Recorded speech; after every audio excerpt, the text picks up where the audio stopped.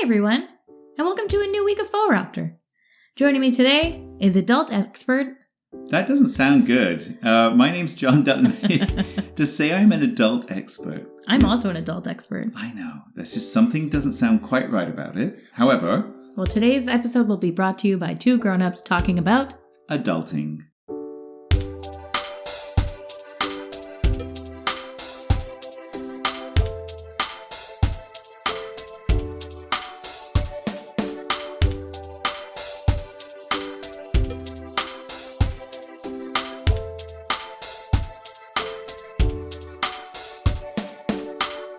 So, Bobby. Yes, John. You brought up this word, adulting, because it's a word you don't like. Oh, I despise it. Exactly. It's a verb I dislike. The word's fine. Yeah, the word, the noun adult, you have no problem with. Not a problem. But adulting... is one of the dumbest terms I've ever heard. So please tell me what it is that you hate about it that maybe other people don't. So I hate it for two reasons. It's twofold. I hate when any person uses it as a verb to describe doing regular people things. It is the dumbest shit on the planet. Like, oh, I got up and I made breakfast. I'm adulting. Shut the fuck up. Secondly, I dislike it because older generations use it to shit on younger adults. Like, oh, good for you, you're adulting. Again, shut the fuck up. Everybody's an adult and just being a person. I understand that it seems a little bit harder in today's culture to just go on and, like, my favorite example of this is that you just go to work for 40 hours a week and it sucks and you hate your life. And that's it. That's your life.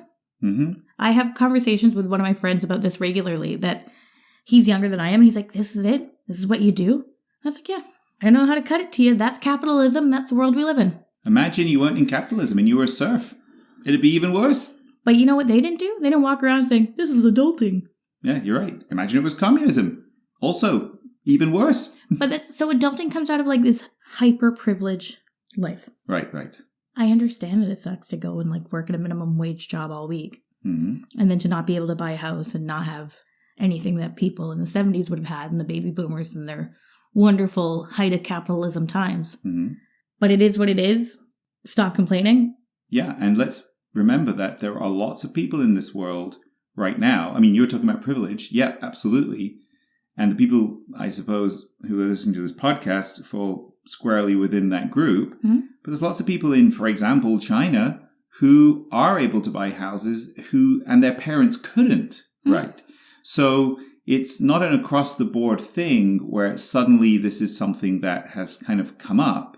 And again, if you were a serf in 18th century Russia, or if you were living in the Soviet Union, you couldn't buy a house anyway. Mm-hmm. It's not like they were better off if in terms of buying a house specifically, right? So I just wanted to just mention that is like, it's an extra reason that they shouldn't complain. Yeah. And so I never do this, but I would like to take that as baseline, that I understand that this is one of the most first world problems on the planet. Mm-hmm.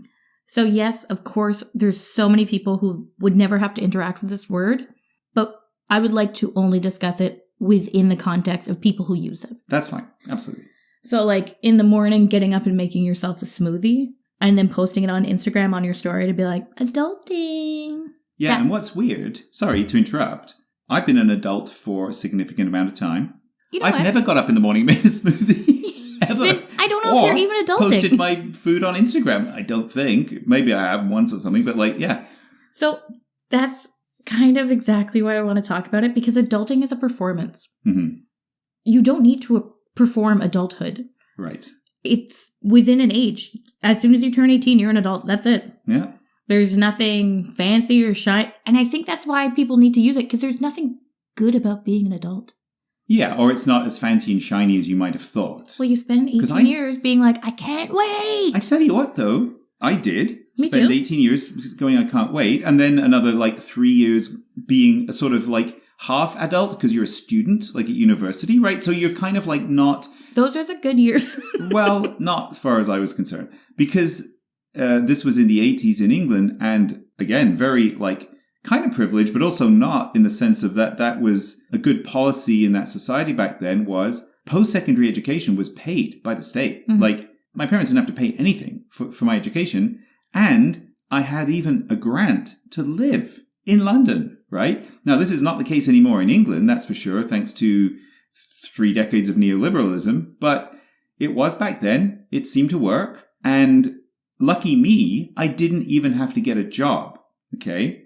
Well, I did one day at McDonald's and I realized I didn't really have to get a job, okay? So, and that was great. Vegetarian at McDonald's, in the 80s. So, speaking of cognitive dissonance, and go back and listen to the last... there's no meat in any of the 1980s McDonald's anyways. Good point.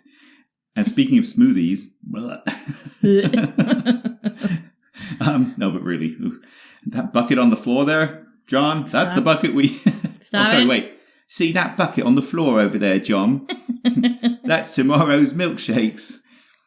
I'm not even kidding. Yeah. Carry on. So anyway, and don't sue us, McDonald's Corporation. Or please do, because, a lot of... Okay, you want me to stop? Ronald McDonald is like the top of the food chain for psychos.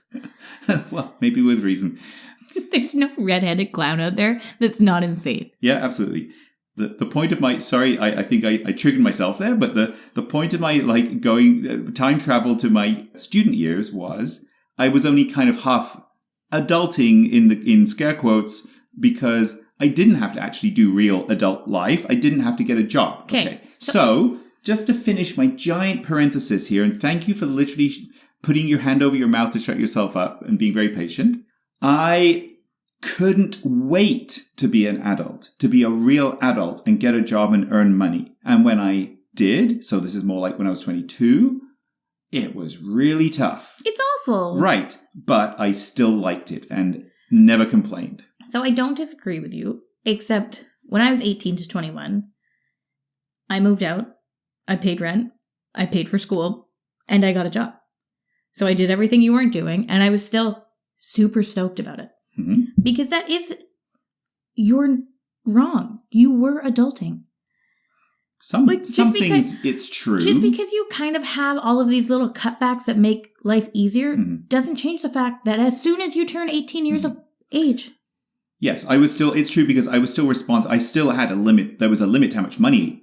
I mean, I could have got a job and had more money. That's true, right? That was my decision as soon as you take care of your own finances. Yes. As soon as you live on your own. Yes, as soon which as you I feed yourself. Living away from home. Also then moved in with a girlfriend, this kind of thing. So then there's extra real life stuff going on. But as soon as you become responsible for yourself, you're an adult.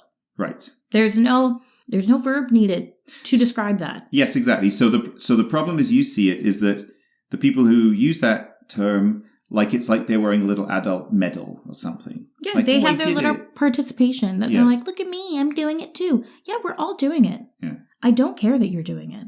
Right. And I would like to go back to your point of there is something very nice about growing up.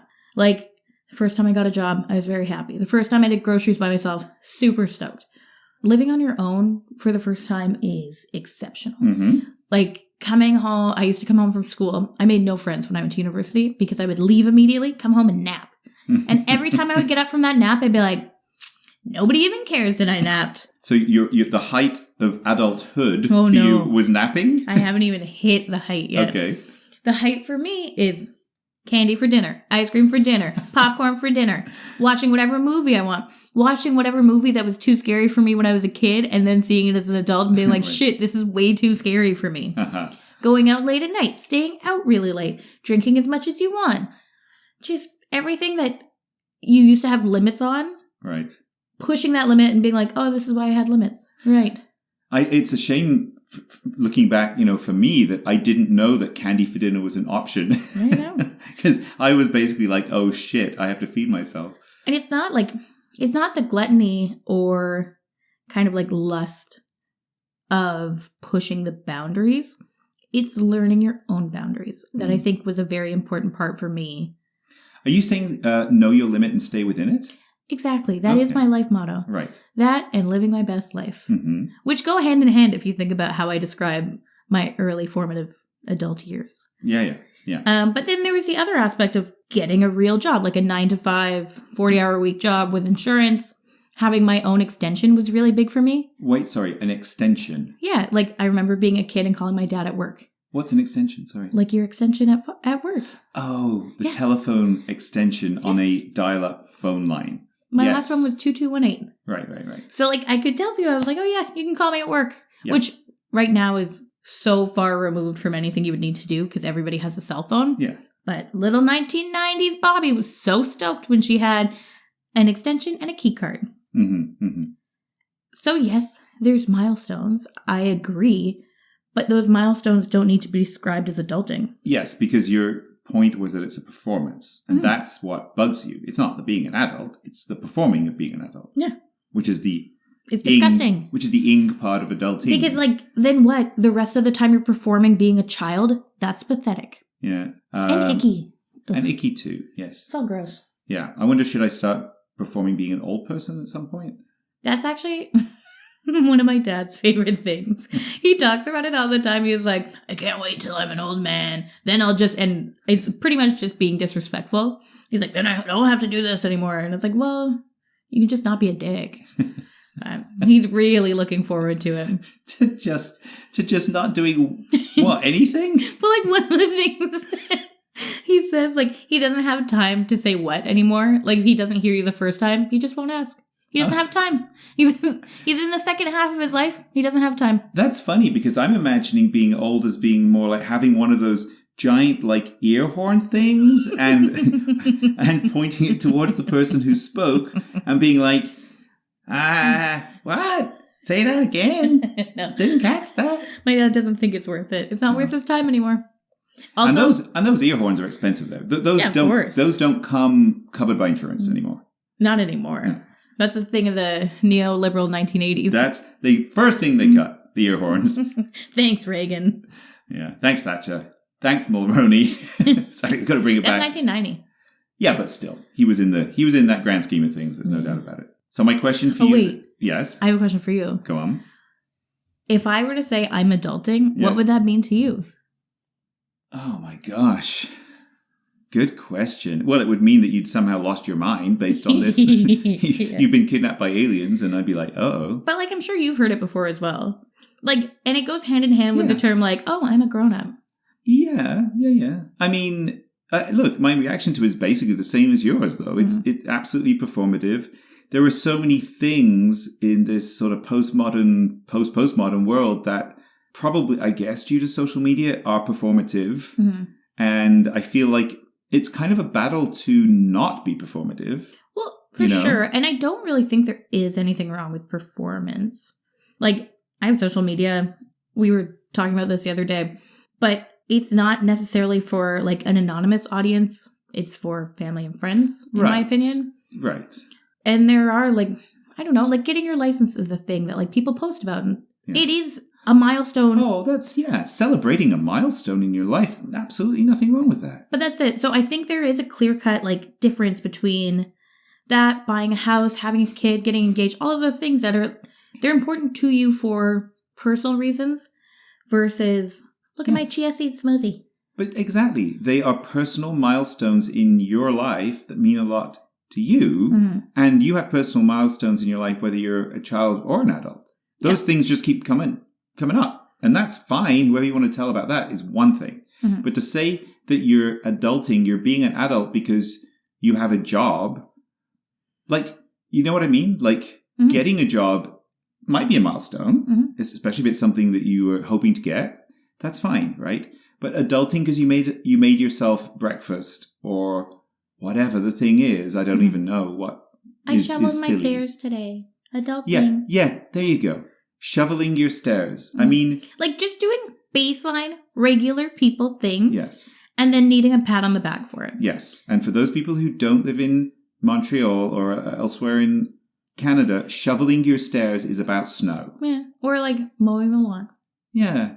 Exactly. It's just stuff that, well, you've signed up for this just by the fact of becoming older. Yeah. you now, or I guess if you have a lawn, it's because you decided to buy a house. Like, you don't get a gold star for then looking after it, right? And, like, every time you clean your bathroom, nobody's going to pat you on the back. You don't take an Instagram, like, selfie and you're like, fucking did it. Yeah. Clean the toilet again. Yeah. Do people do that? No. Okay. But, like, you wouldn't do that because it's not glamorous. I bet they do. I don't bet think some they people do.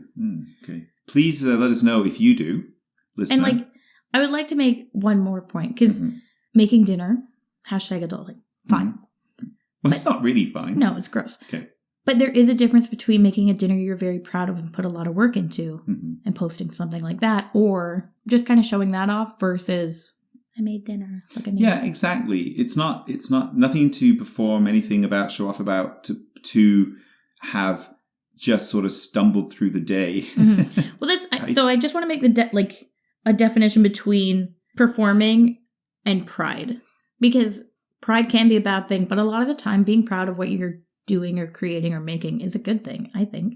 I agree with you. Look, we are proud of doing this podcast, so we share it, and because we think that it's worth listening to. Mm. And some people seem to like listening to it. So it's great to be proud of that. But we're not proud of it because we're adults, right? No. We're proud of it because of what it is, Mm-hmm. right?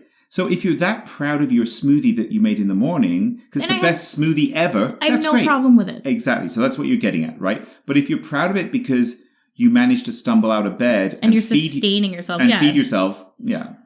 Get fucked. Yeah. Well, on that note, please send in other words to discuss. And life hacks for adulting. Yeah, there you go. To send us your emails to fauxropter@gmail.com. And please remember to rate, review, and subscribe wherever you listen to podcasts. And as I mentioned before, you can also listen on YouTube, because I know a lot of people like to listen to podcasts on YouTube for some strange reason. But you're not strange. The reason's strange. and we appreciate it. That's why we put it up there on YouTube too. Thank you so much for having us in your ears this week, and we'll catch you next week.